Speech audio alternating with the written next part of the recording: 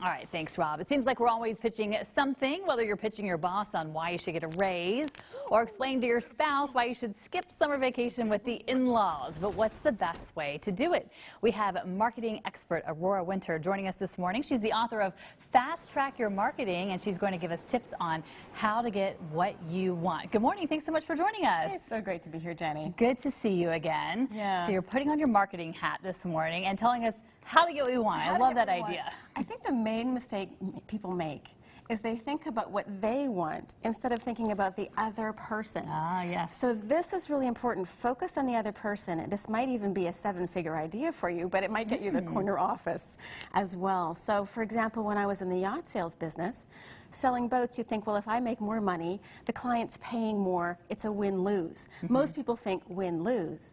Instead, think outside the box and see how you can contribute more to the other person. So I came up with the tax shelter to sell boats. So they made more, I made more, win, win, win.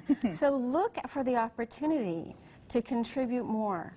Like Zig Ziglar said, you know, when you can have everything you want if you help other people get what they want. So if you don't want to go on that summer vacation with the in-laws, think about what your spouse needs. And see if you can fulfill that in a way that's fun for you. Right, exactly. So if you want the raise from the boss, you want to think about how it could be a win for the boss as well somehow? You want to think outside the box and don't just think a little bit more money, but think, you know, what are the hours? How can I contribute more? Maybe I could come up with a six-figure idea we could implement at work. You know, what does the boss needs? Instead of thinking, what do I need all the time, focus on what the other person needs. And you can have amazing breakthroughs. Works well in marriage too. Okay, so you have a gift for helping people kind of change their thinking. So what's the response you've heard from people when they have this type of a tip? You know, it's amazing because I've had so many breakthroughs in my own life and with my clients who I help grow their businesses, but even with your families. I mean, sometimes you just want your kid to do his homework and you're, you know, do your homework right now. But if you really could take a moment and just say, well, what are their needs that need to be met, and realize, you know what, they have a need to call their friend right now. For some reason, they have a need for connection. And if you can stop with that, do the homework right now. And say, oh, well, what do you need? Oh, you have a need for connection. Okay, well, what if? And then you can negotiate and win-win and, you know, a lot less temper tantrums. Love that. So that works well for family, for business.